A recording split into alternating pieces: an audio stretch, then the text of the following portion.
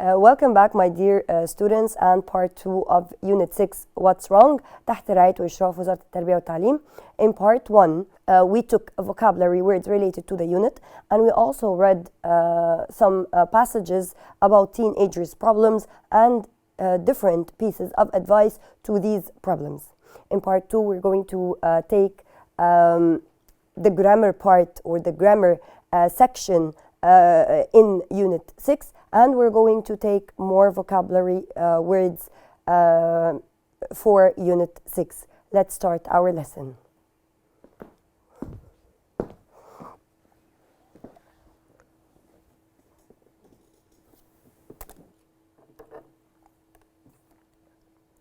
So this is the language part related to unit 6.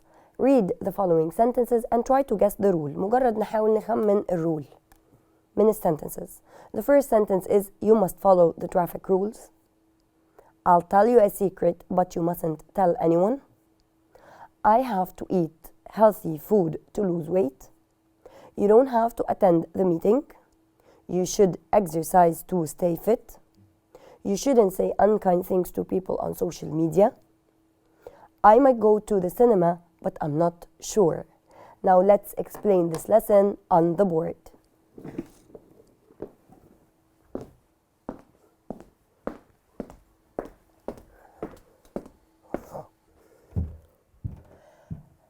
الاكسرسايز اللي كان معانا كان فيه مجموعة من المصطلحات، هي دي اللي احنا هنركز عليها في الشرح لان هي دي درس الجرامر بتاعنا. خلينا نشوف ايه المصطلحات اللي كانت عندنا. اول واحدة هي must و mustn't.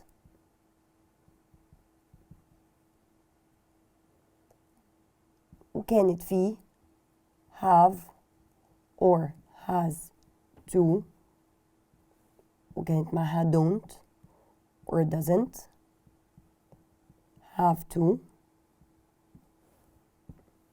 وكان معانا should and shouldn't، وكان معانا might و might not. طب ايه الفرق ما بين دول وامتى بستخدم كل واحدة فيهم؟ أول حاجة with must and mustn't, I use must and mustn't when I talk about something that is essential or necessary. بستخدمها أكتر مع rules. حاجة ما ينفعش خالص إن أنا أعملها، ولو هي mustn't this means that is something that I cannot avoid. ما ينفعش إن أنا أتجنبها. For example إيه هي الrules اللي ممكن نعملها وما ينفعش إن إحنا ما نعملهاش؟ زي ما أقول drivers must follow traffic rules. Drivers يعني السائقون must follow لازم يلتزموا بتعليمات أو بقواعد إشارة المرور. must follow يعني دي خلاص this is a rule, they have to do it. ما ينفعش إن هما ما يلتزموش بقواعد المرور. يبقى لما بيكون عندي حاجة لازم أعملها I use must. طيب بكون must ازاي؟ must plus the verb in the infinitive. بتبقى must بعدها الفعل في المصدر بدون أي إضافة. طيب the negative form، النيجاتيف ده لما بيكون something that I have to avoid doing it، يعني بالعكس لازم إني ما أعملهاش. زي ما أقول ساعات بنيجي نركن فبنلاقي no parking sign، علامة كده موجود فيها إن ممنوع أركن هنا، فبقول you must not park here or you must not or mustn't park here. ده كده إجبار لأني لو ركنت هنا هاخد مخالفة. يبقى must again or must not or mustn't and the verb in the infinitive. So I use must and mustn't in order to talk about rules and things that are essential and necessary. طب how about have or has to, don't or doesn't have to؟ بستخدمهم لما يكون بنفس معنى must، لما تكون rule have or has to something that is essential and necessary. طب ايه الفرق ما بينهم؟ الفرق ان دي بتيجي معاها to، لكن must and mustn't I don't have to مش بيجي بعديهم to. لكن لما بلاقي to وعندي معنى اللي هو إجبار أو إلزام، حاجة لازم أعملها، فبستخدم have or has to according to the pronoun. For example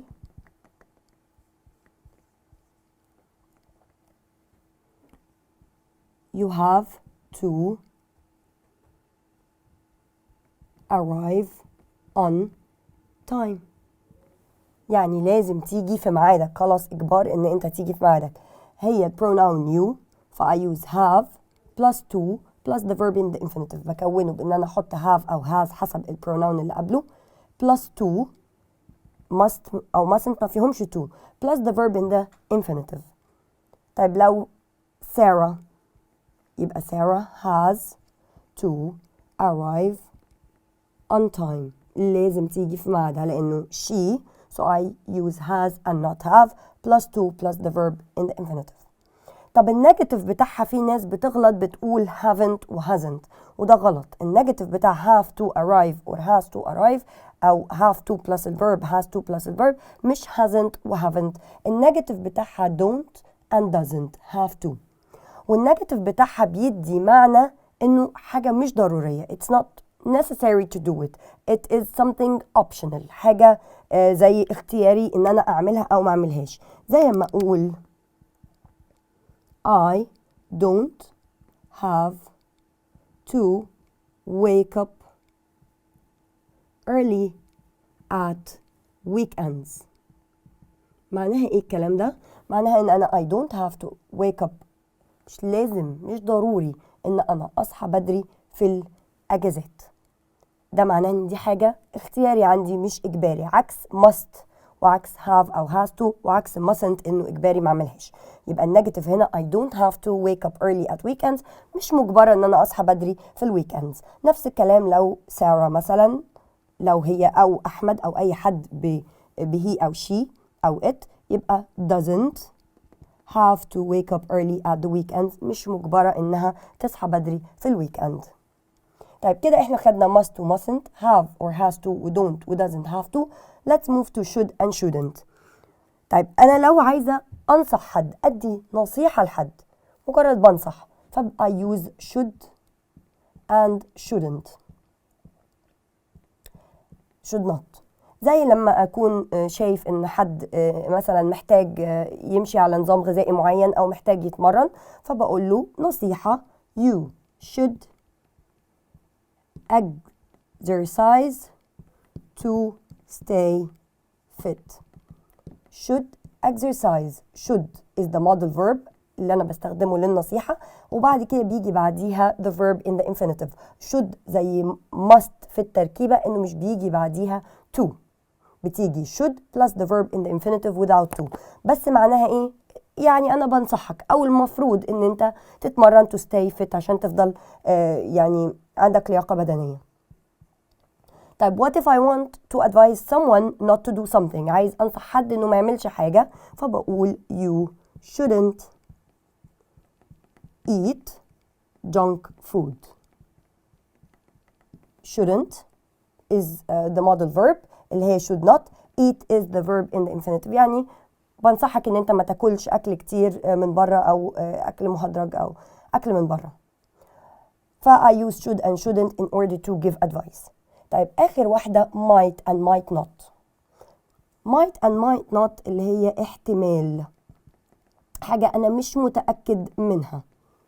يعني لما أقول I might not go to the cinema tonight، I'm not sure. معناها إيه الكلام ده؟ معناها I might not or I might، سواء بالإيجاب أو بالنفي. I might not هنا يعني احتمال ما أروحش السينما بالليل، أنا مش متأكد.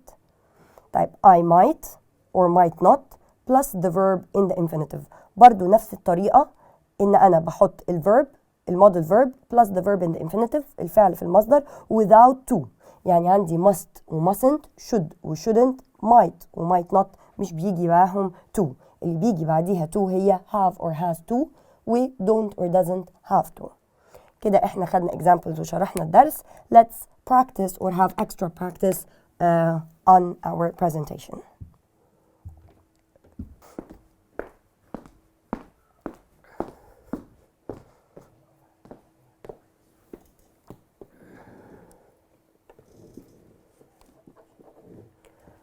طيب دول الاكزامبلز اللي احنا قريناهم مع بعض، وهنا دي الرول اللي موجودة في الستودنتس بوك واللي أنا شرحتها على البورد، اللي هو بستخدم must to talk about things that are necessary، لازم أعملها، و mustn't for things that are necessary to avoid، يعني لازم أتجنب إني أعملها.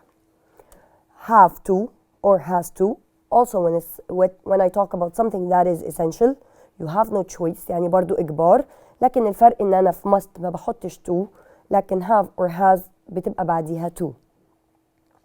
should or shouldn't for advice لما باجي أنصح حد، or talk about things that are not a good idea to do، حاجة مش فكرة كويسة أو هي فكرة كويسة. might to say that something is possible or uncertain، يعني حاجة احتمال فأنا مش متأكد، uncertain يعني مش متأكد منها. practice time. choose the correct answer. use space to hurry. we aren't late. احنا مش متأخرين. you to hurry يعني هنا عايزة أقوله مفيش داعي للاستعجال، احنا مش متأخرين. مفيش داعي اللي هي don't have to، و I choose don't because you لأنه doesn't is not used with the pronoun you.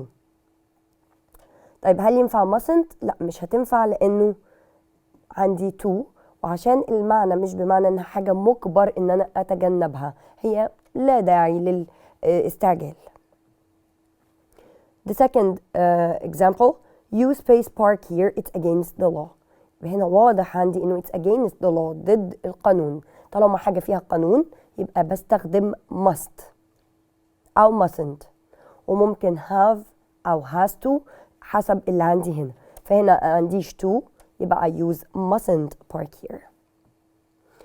good friends space keep secrets. الأصدقاء الكويسين لازم بيكتموا أو يحتفظوا بالأسرار، so they must keep secrets. طارق is worried because he do badly in his exam. قلقان لأنه ممكن يعمل وحش في الامتحان. ممكن دي اللي هي بتعني might. أكيد أنا مش هقول he must do badly إنه لازم يعمل وحش في الامتحان، لا هو قلقان يعني عنده قلق فهي might do badly. حبيبة has 3 jackets. عندها 3 جواكت. she to buy another one.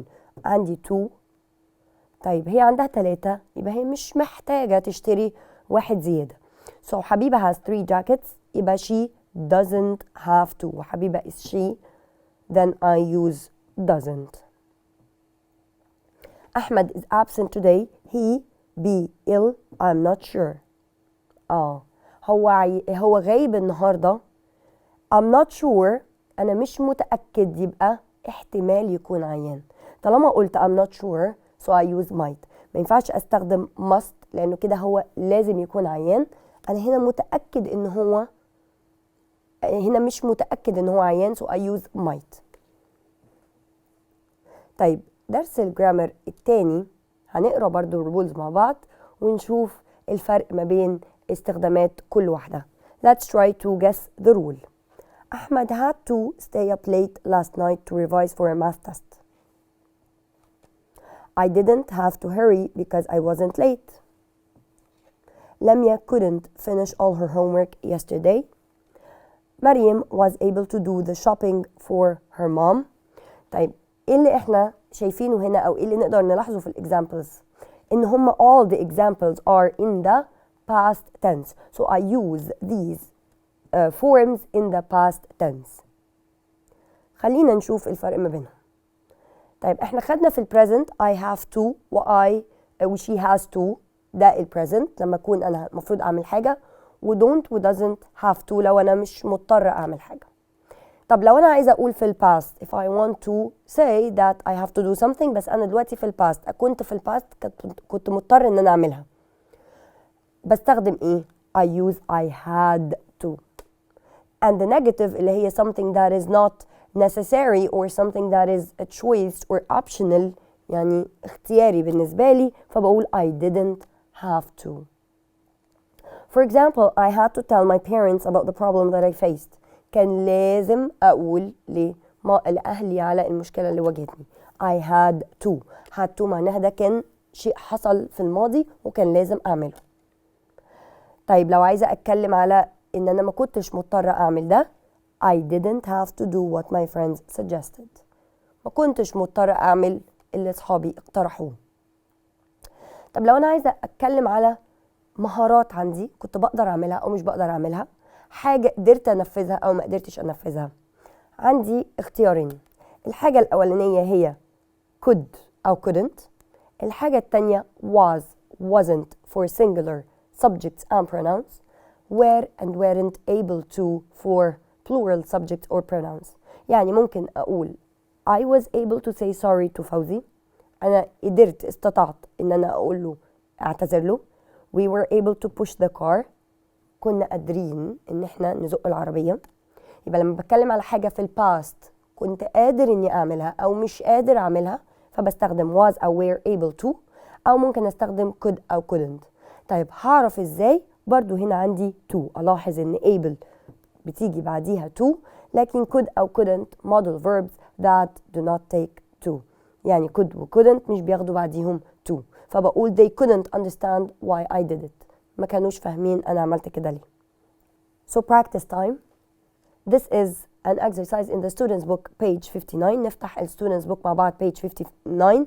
عندي اختيارات هنا and I'm going to fill in the blanks using these forms. I have had to, didn't have to, was able to, wasn't able to, could or couldn't. The first one, I space understand the film because it was in a language I don't understand. فهو هنا بيقول كان بلغة الفيلم أنا مش بفهمها.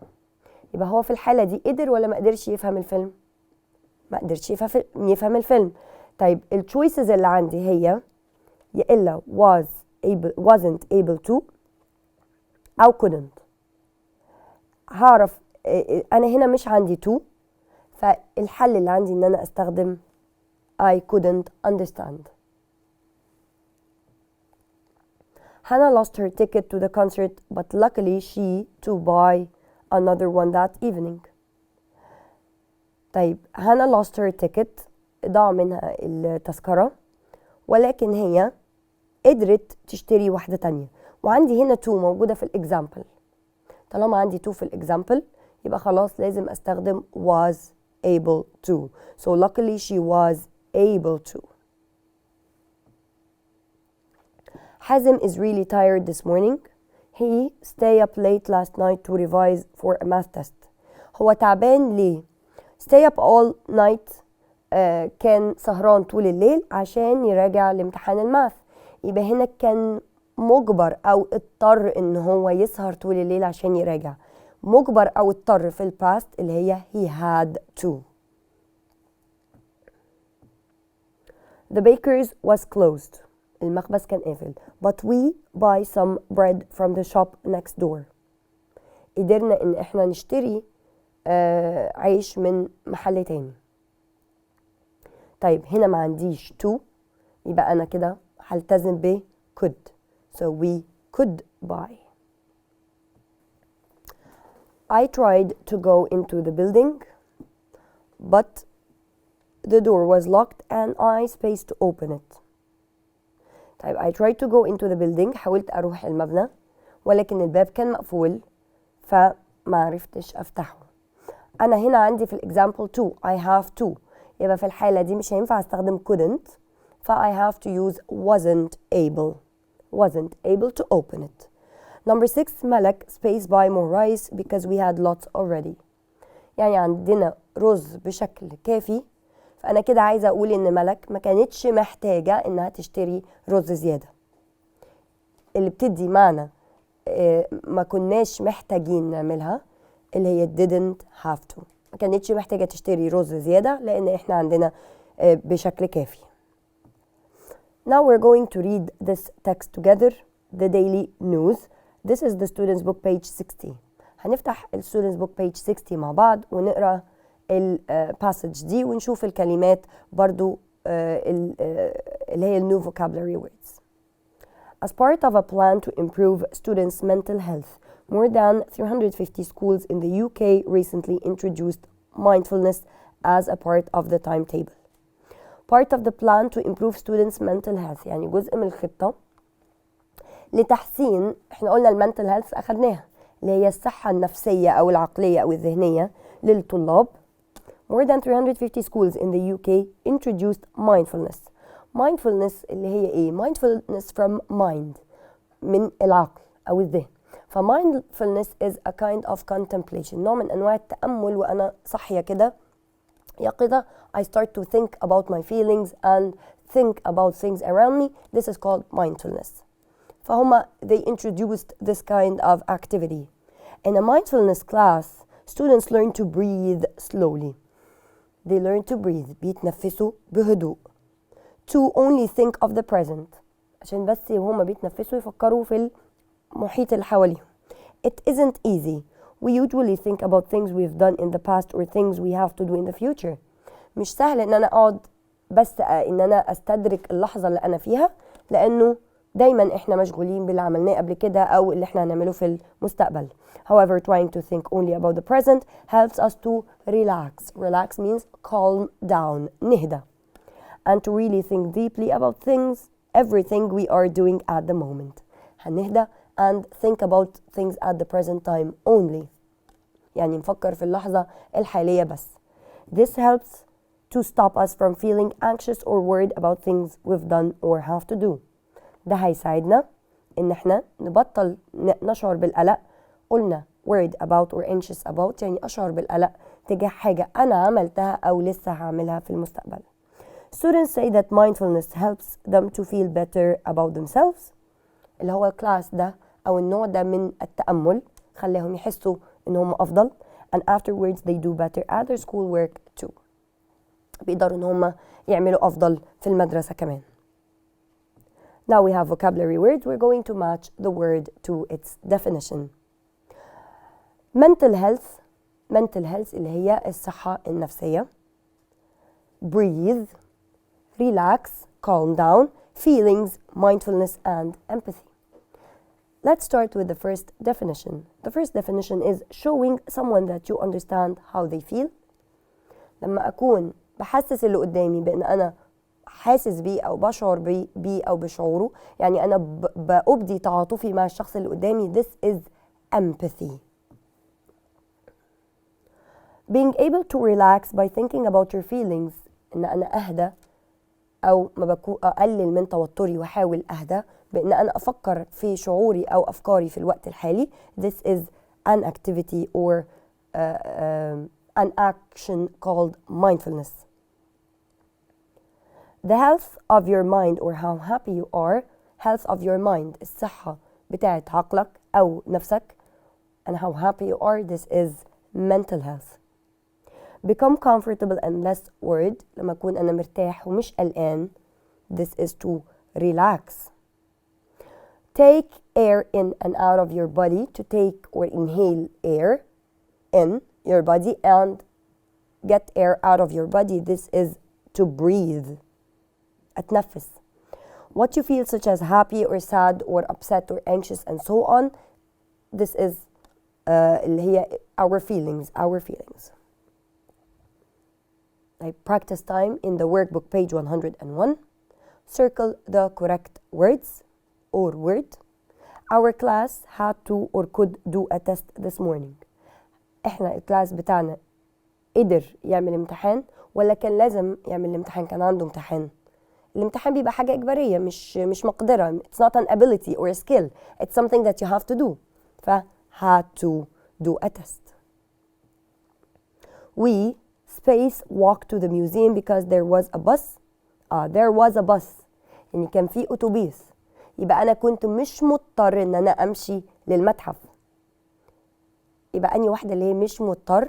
I didn't have to. فاطمة didn't have to or wasn't able to walk to school because she hurt her leg. هنا because she hurt her leg يعني هي رجليها متعورة أو مجروحة، يبقى هي ما كانتش قادرة تمشي للمدرسة. كده أنا I'm talking about a skill or ability. بتكلم على قدرة. لما بتكلم على قدرة بستخدم could, couldn't أو was or were able to. يبقى wasn't able to. طارق had to or was able to go to the dentist because his teeth hurt. his teeth hurt يعني كان عنده آلام في أسنانه، يبقى ده معناه إنه كان لازم يروح للدكتور، يبقى he had to go. In the mountains we see an amazing waterfall. طيب could أو were able الاتنين بنفس المعنى، هنعرف ازاي؟ هنفتكر تركيبة كل واحدة. قلنا ان were أو was able لازم بيجي بعدها to، لكن could أو couldn't مش بيجي بعدها to. يبقى هنا we could see، ما عنديش to في الexample، I don't have to, so I say we could see. It was very windy so planes weren't able or couldn't to leave the airport. نفس الفكرة، ان انا عندي بسبب الجو او العاصفة الطيارات ما قدرتش تسيب المطار. الاتنين هنا بنفس المعنى، لكن الاختلاف هيكون في وجود to. فالform or expression that takes to is we're not able. كده احنا خلصنا درس النهارده، خلصنا يونت 6. اخدنا الفرق ما بين must و have or has to و should و shouldn't و might و might not، واخدنا برضو بعض الاكسبريشنز في الباست زي was or were able to و could و couldn't، واخدنا have had to أو didn't have to, and we also took a lot of vocabulary words related to unit 6. See you next time. Best of luck and bye.